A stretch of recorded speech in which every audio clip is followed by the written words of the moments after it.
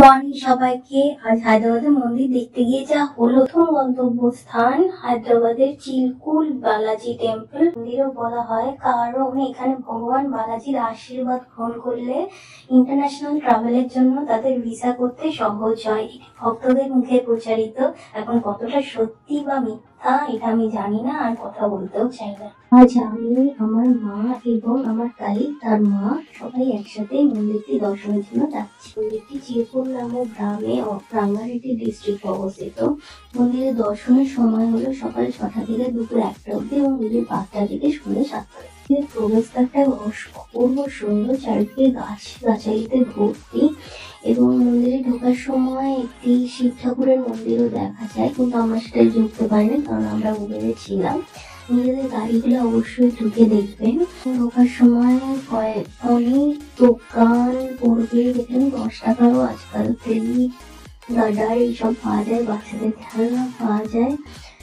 খুবই সুন্দর ঢোকার জায়গাটা এবং চারিদিকে প্রচুর খেলনা, প্রচুর বাচ্চাদের গাডার টিপে ভর্তি এবং মালাও আছে সুন্দর সুন্দর।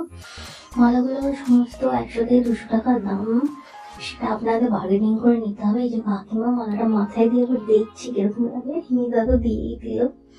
সো এবার আমরা মন্দিরের উদ্দেশ্যে যাচ্ছি, কিন্তু যেহেতু আমরা প্রথমবার গেছি আমরা বুঝতে পারিনি কোনটা এন্ট্রান্স। তো আমরা প্রথমে পুরো মন্দিরটা একবার প্রদক্ষিণ করেছি, সেটা হয়তো ভগবানের ইচ্ছেতেই, কারণ আমরা বুঝতেই পারছিলাম না কোন দিক দিয়ে ঢুকতে হবে এবং এখানে লোকেদের জিজ্ঞেস করলেও তারা ঠিকভাবে বলছে না, হয়তো আমাদের কথা বুঝতে পারছে না।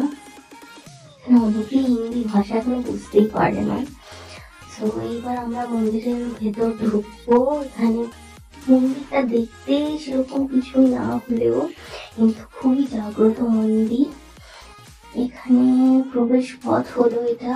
এবার রেড রঙের এগুলো হলো সব মন্দিরে এত লাইন পরে, তার জন্য ব্যারিকেড করা আছে। মন্দিরটা দেখাতে পারলাম না কারণ সেখানে ফোন অ্যালাউ নয়। এরপর মন্দির থেকে বেরিয়ে আমরা কিছু কেনাকাটা করবো বলে এদিক ওদিক ঘুরছি। ঘুরে বেরিয়ে আমরা এবার অন্য একটি মন্দিরের উদ্দেশ্যে রওনা দিলাম এবং রাস্তায় যাওয়ার পথে আমার মা এবং কাকিমা এখানের গান, সাউথের গান শুনবে।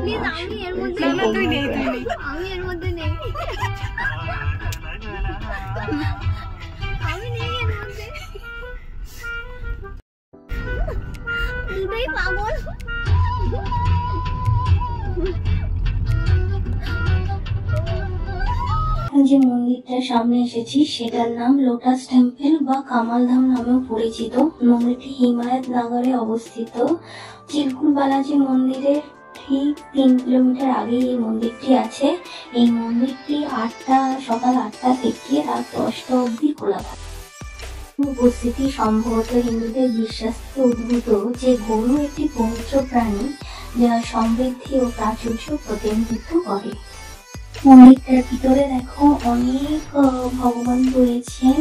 এই মন্দিরের ভেতর অপূর্ব সুন্দর মন্দিরের কাজ।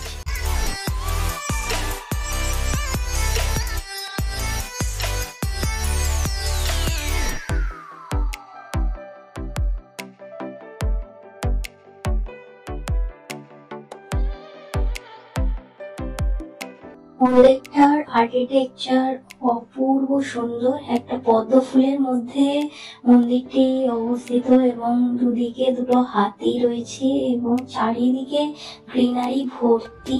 আমার কাকিমা পাগলামো শুরু করে দিয়েছে। ভেতরে একটি মন্দির ছিল, আমার মনে হয় সেখানে কিছুক্ষণ আগে যজ্ঞ বা কিছু হয়েছে। দেখি